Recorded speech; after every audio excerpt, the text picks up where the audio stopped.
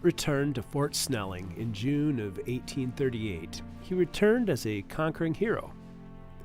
All of the risks he had taken paid off in the form of a fully funded government expedition to continue the map of Minnesota and the Dakota Territories. The man who'd suspected Nicollet of being a spy, Commander Tolliver, now welcomed Nicollet back to Fort Snelling as a friend. Secretary of War Joel Ponset and Corps of Engineer J.J. Hebert also now saw Nicollet as a capable scientist and diplomat. Nicollet's recent success also gave him leverage, which he used to bring smallpox vaccinations as part of his humanitarian mission.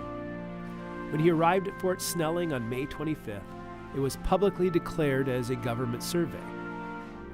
Privately, Nicollet could also investigate the Blue Earth legends surrounding his countryman Le Sueur de Lahontan. According to the writings of Baron Lahontan, a mound of copper vitriol was found at the watershed of a long river. For more than a century, no one could discern from Lahontan's map where the vitriol had come from, even though Pierre Charles Le Sueur mined tons of the copper ore, which he sent downriver to the Gulf. So while Nicollet had plenty of public reason to map Minnesota, his private quest fixated on exploring watersheds.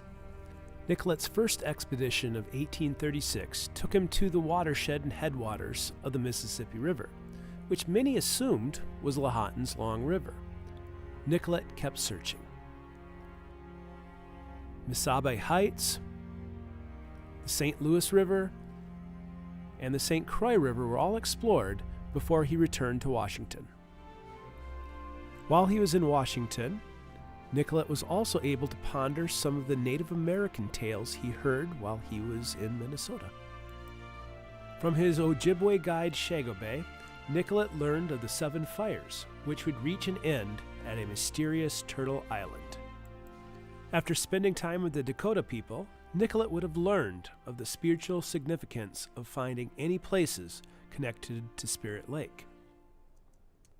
So while Nicollet had very important professional and political motivations for making his map of the upper Mississippi, he also had several curiosities that needed to be explored. Arriving with him were botanist Carl Geyer, his apprentice Johnny Freeman, later known as the illustrious pathfinder John C. Fremont, and his assistant Eugene Flandine.